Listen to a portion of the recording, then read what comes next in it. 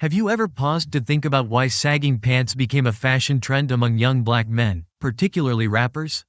Many believe it's just a style, an expression of coolness, a way to stand out. But did you know there's a darker, more painful history behind this trend? While it may be viewed as trendy now, in reality, it stems from a much more sinister past that many would rather forget. Picture this. Back during the horrific era of slavery in the United States, black men were subjected to unimaginable cruelties, including sexual abuse by white men.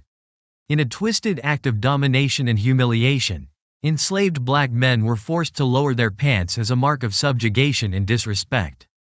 It was a cruel visual marker, branding them as lesser, as objects, as men whose dignity had been stripped away. Fast forward to today, and the legacy of that era still haunts us. Whenever young black men walk around with sagging pants, it's not just a fashion statement. White supremacists who recognize the history laugh, knowing that the practice is rooted in the very humiliation their ancestors inflicted. The tragedy lies in the fact that so few know the full weight of this history, and even fewer recognize how much of it still lingers today. But sagging pants are just one of many remnants from that dark chapter in history. Slavery's scars run deep, and its toxic legacy continues to manifest in subtle, insidious ways in modern society. In this exploration, we'll uncover other practices, beliefs, and terminologies whose origins trace back to the brutal days of slavery, and yet persist to this day. Take a deep breath. We're about to dive into some uncomfortable truths.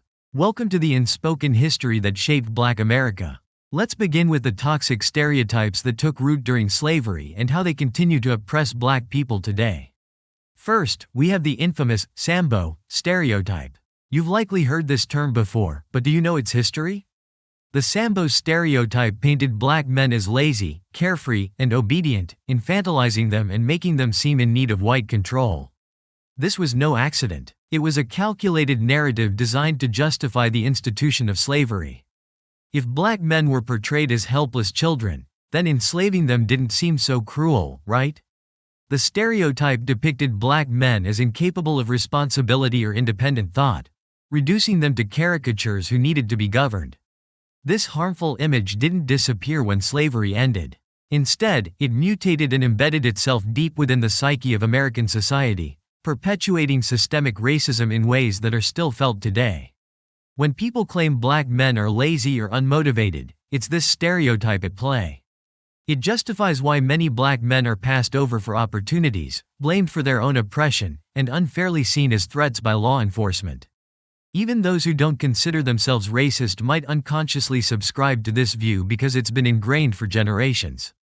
This leads to why black men are disproportionately incarcerated.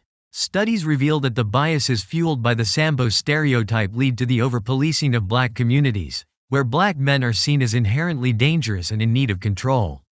It's not just about laziness anymore, it's about danger. The stereotype fuels fear, and fear leads to excessive use of force and unjust imprisonment. Black men are more likely to be targeted, arrested, and convicted simply because this poisonous perception still exists. In professional and social contexts, this infantilization means black men are frequently underestimated. Employers may see them as lacking ambition or intelligence, and educators might not give them the same opportunities as their white peers. The damage is widespread, creating barriers that affect education, employment, and even leadership opportunities. Now, let's talk about another insidious stereotype, the Jezebel. This one targeted black women. In the era of slavery, the Jezebel stereotype was born out of a need to justify the widespread sexual exploitation of black women by their white oppressors. By portraying black women as hypersexual and promiscuous, white slaveholders shifted the blame for their horrific crimes onto the victims themselves. It was a twisted narrative. If black women were seen as lustful, then the abuse they suffered wasn't really abuse, it was just their nature. This dehumanizing stereotype had devastating consequences, both during slavery and long after it ended. Even today, black women are hypersexualized in the media and popular culture, often reduced to sexual objects rather than individuals with autonomy and dignity. This toxic portrayal affects every aspect of their lives, from how they are treated in professional environments to how they are viewed by the criminal justice system. When black women report sexual assault or harassment, They are often not believed or treated with the same seriousness as their white counterparts. The Jezebel stereotype continues to paint them as more sexually available, less deserving of protection, and ultimately responsible for their own victimization. This stereotype also intersects with the historical control over black women's bodies. From forced sterilizations during the eugenics movement to the lack of adequate health care for black women today, the Jezebel image has fueled centuries of reproductive injustice. Black women have been systematically denied control over their own bodies, with devastating consequences for their health, their families, and their communities. The painful truth is that while slavery may have ended, the systems of control and exploitation have simply evolved. Next, we come to a term many use today without understanding its brutal origins: motherfucker. It's crude, it's offensive, but few realize the weight of this word when applied to black men. During slavery, this vulgarity was hurled at enslaved black men as an insult, but the implications were far more disturbing. It wasn't just a curse word, it was a reflection of the unspeakable abuses that occurred on plantations, where white slave owners would force enslaved men into incestuous relationships to breed more slaves.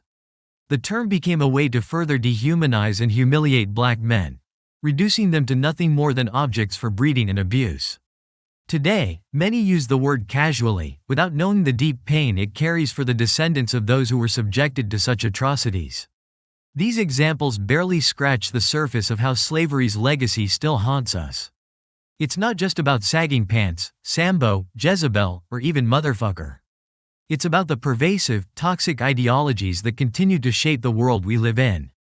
Systemic racism isn't just a relic of the past, it's a reality that black Americans confront daily, in their schools, workplaces, neighborhoods, and beyond. Whether we're talking about mass incarceration, unequal access to healthcare, or the microaggressions that happen every day, it all stems from the same root: slavery. Understanding this history isn't just important, it's essential. To heal, we must acknowledge the full scope of the trauma inflicted on black communities, and we must work to dismantle the systems that continue to oppress them. Slavery may be over, but its shadows remain. The question is, what will we do about it? We hope this deep dive into the hidden, painful history of these stereotypes and practices has been eye-opening. But this conversation is far from over. There is so much more to uncover, and we invite you to continue exploring with us.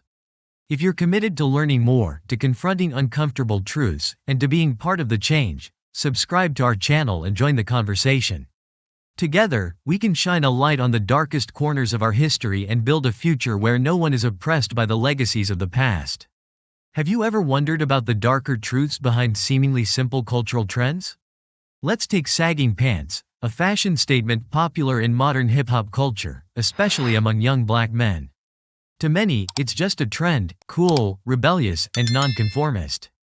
But the reality is far more painful, and the roots of this practice reach deep into one of the most harrowing chapters of history: slavery.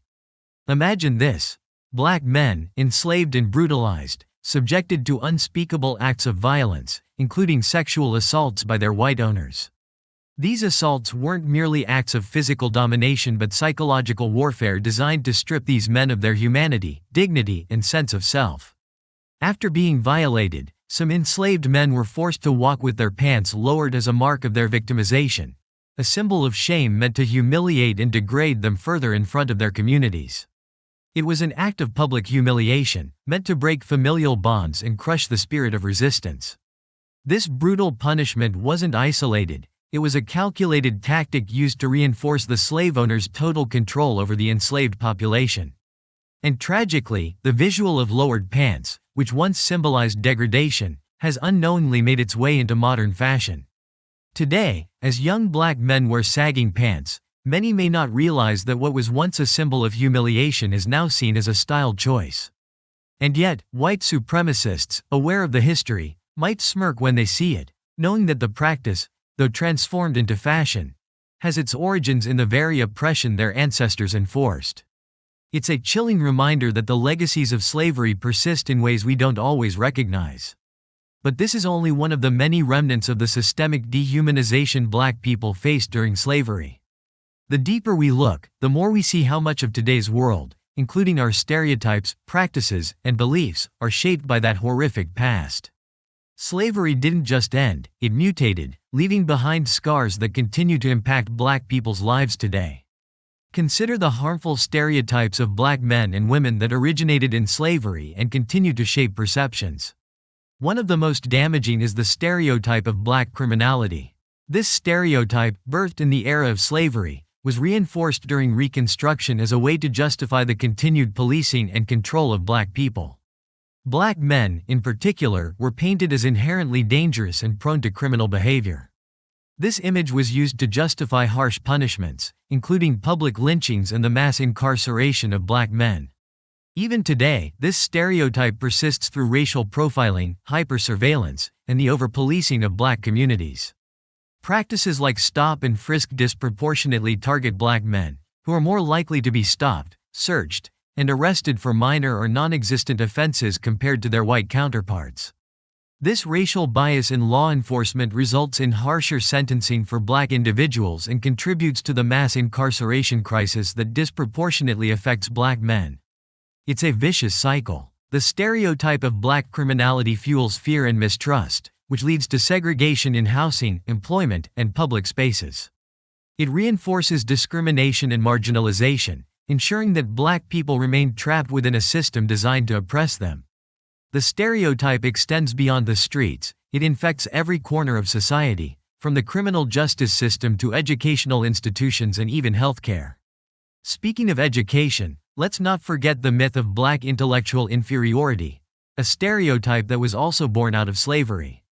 Slave owners and pseudoscientists used this false belief to justify the dehumanization of black people. They claimed, through flawed sciences like phrenology and polygenism, that black people were biologically less intelligent and incapable of complex thought. This so-called science validated the exclusion of black people from intellectual and political life, locking them out of positions of power. Sadly, this stereotype persists even today. Black students often face lower expectations in school, and implicit bias in educational assessments leads to higher suspension and expulsion rates for black students. The stereotype of intellectual inferiority creates barriers that limit access to advanced programs, higher education, and career opportunities.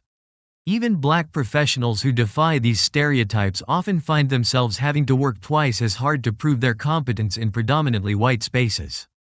This legacy of intellectual exclusion continues to hinder the progress of black people, keeping them from achieving the same opportunities as their white counterparts. Another area where slavery's scars are glaringly evident is healthcare. Historically, black people were subjected to unethical medical practices, often used as human guinea pigs without their consent. One of the most notorious figures in this history is Dr. J. Marion Sims, often referred to as the father of modern gynecology. Sims performed painful experiments on enslaved black women without anesthesia, believing, based on racist pseudoscience, that black people could endure more pain than white people. These experiments were brutal and inhumane, and yet they were accepted because of the widely held belief that black bodies were somehow different, less deserving of compassion. This same belief was carried into the 20th century, most infamously in the Tuskegee syphilis study, where black men were deliberately left untreated for syphilis so researchers could study the progression of the disease. The legacy of these atrocities still affects black people today, as studies show that black patients are less likely to receive adequate pain management and proper health care compared to white patients. This bias impacts maternal mortality rates, with black women facing disproportionately high rates of complications during childbirth. The injustices of slavery continue to ripple through every aspect of society. The stereotypes, practices, and beliefs that were forged in the fires of that horrific institution didn't disappear, they were passed down through generations, becoming embedded in the very fabric of American culture. And while many of these practices have evolved or taken on new forms, their origins remain rooted in the degradation and oppression of black people. The stereotype of black criminality, the myth of intellectual inferiority, the medical abuse of black bodies, all of these are legacies of slavery that continue to affect the lives of black people today. But there's something even more sinister at play. The question we need to ask is, are the remnants of slavery deliberately kept alive? Are white supremacists still pulling the strings, guiding black people's lives in ways that are designed to keep them oppressed? When young black men sag their pants, unaware of the painful history behind the trend, are they unknowingly playing into the hands of those who once sought to control them? The tragic reality is that the hunger for control, for dominance over black bodies and minds, hasn't gone away, it's simply evolved. So, what do you think? Is black culture being shaped by the very forces that once sought to destroy it? Are black people unknowingly following trends and practices that were imposed upon them by white supremacists long ago? These are tough questions, but they're essential for understanding the full scope of how slavery's legacy still affects us today.